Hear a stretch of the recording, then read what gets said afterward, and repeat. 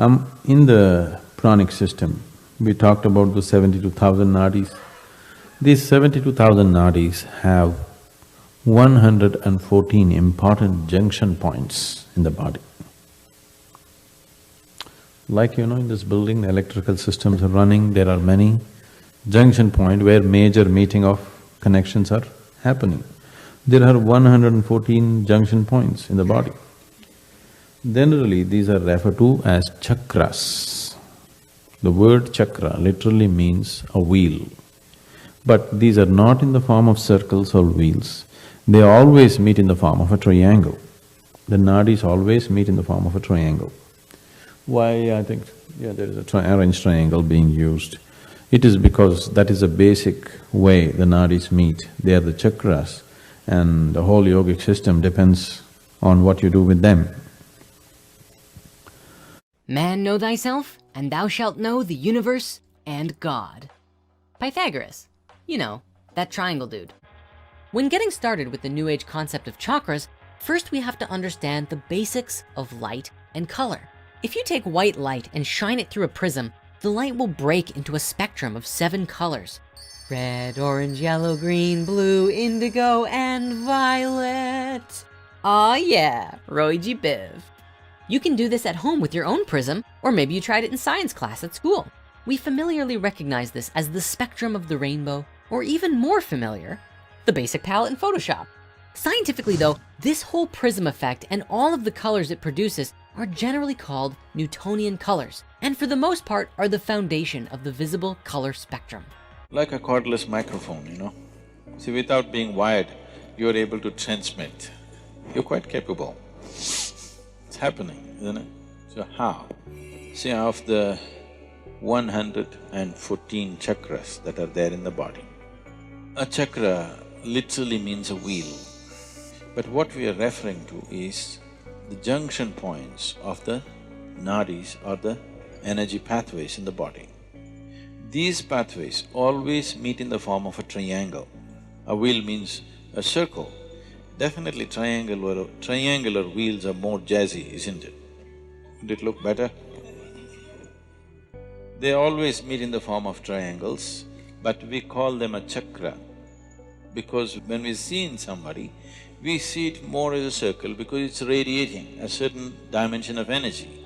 Because it's radiating, all radiation always happens in circular form. You may throw a triangular stone into a lake, still the ripples are circular, isn't it? Just like that, this may be a triangle, but when we see it, it is circular. And another thing is, it suggests movement from one dimension to another. We say it's a chakra because it takes you across.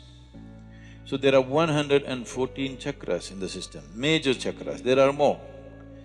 Major chakras which can be worked upon are 114. Out of this 114, 2 are outside the physical body, 112 are within the body. Out of this 112, 4, there is nothing much to do about them. That is, if you work the other things, these things will happen by themselves.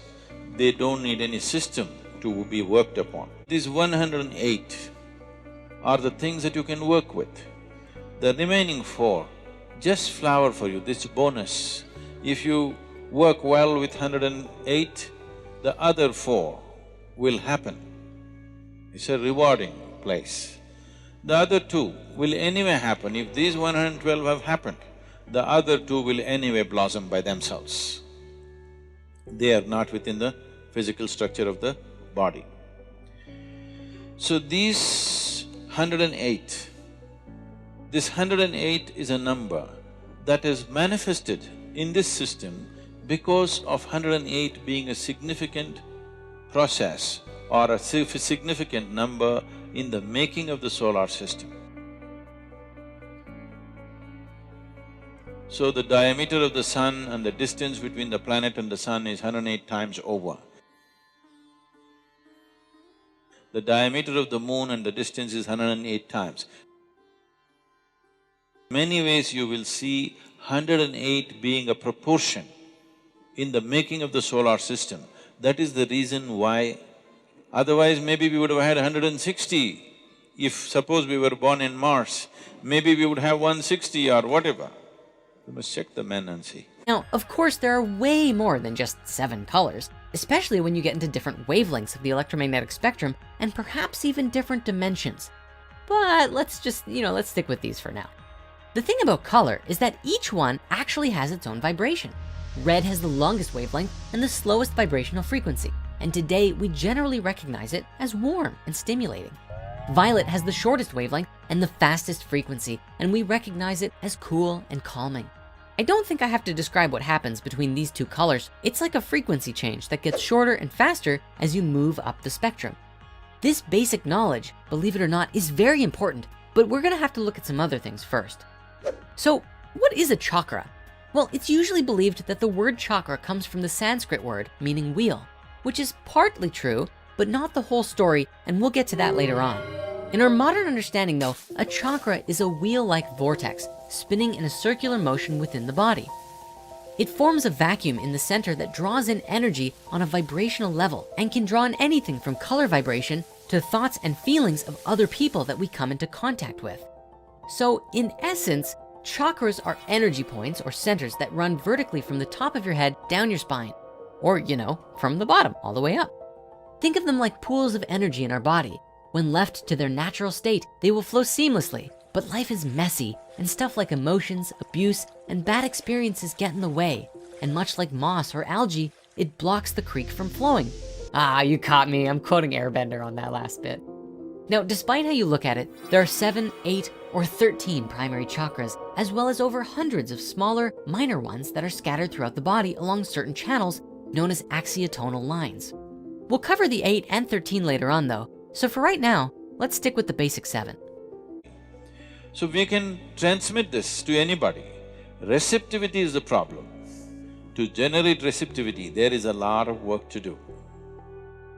So, you can sit here and let's say you run a radio station, you can transmit in the air very easily. But if nobody has a radio, what is the use? Let's say you started transmitting from a radio station before Marconi came, and nobody has a radio, but you're transmitting and transmitting. What does it matter? Nothing happens, isn't it? So, that is always there. There is some impact of the transmission on people, even if there is no receptivity, but it does not translate into other dimensions because there is no receptivity. It is easier to transmit to rocks than to human beings. I'm not trying to praise rocks and insult you, but it's easier to transmit to rocks because certain type of rocks have the necessary physical integrity, but they don't have a brain. They don't think themselves out of things. See, the problem with human being is largely he has thought himself out of many natural capabilities that he already had. Aren't people thinking themselves out of their joy? Haven't they?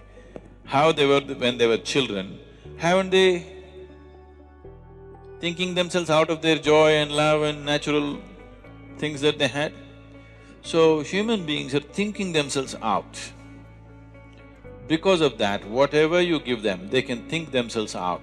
Today you teach them something, well, you have seen many of you, they come to Bhava Spandana and we blow them out. It's really a hit. Oof, everybody's hit and fantastic and dripping with ecstasy. But after 6 months, they will think themselves out of it. So, not everybody knows how to use their thought in a constructive manner. Largely they're thinking themselves out of their well-being. It would line out what the next notes are for you in that scale, and you wouldn't have to do really any thinking because you already know it's a full step, half step, whole step, whole step, whole step, and back to return. So if you were to shift everything, all the corresponding points would just shift on their own, and it's really neat. You could have a lot of fun with something like that.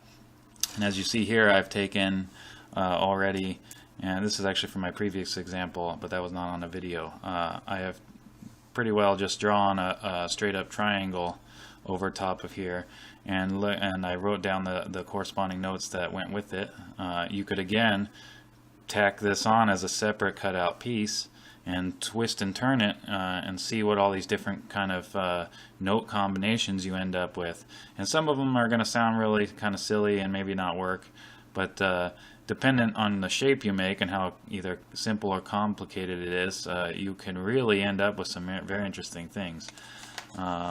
You know what, as another example to show you what you can do with this is I have actually, believe it or not, mapped out okay, so if you're familiar with the Fibonacci spiral, this is the Fibonacci spiral right here.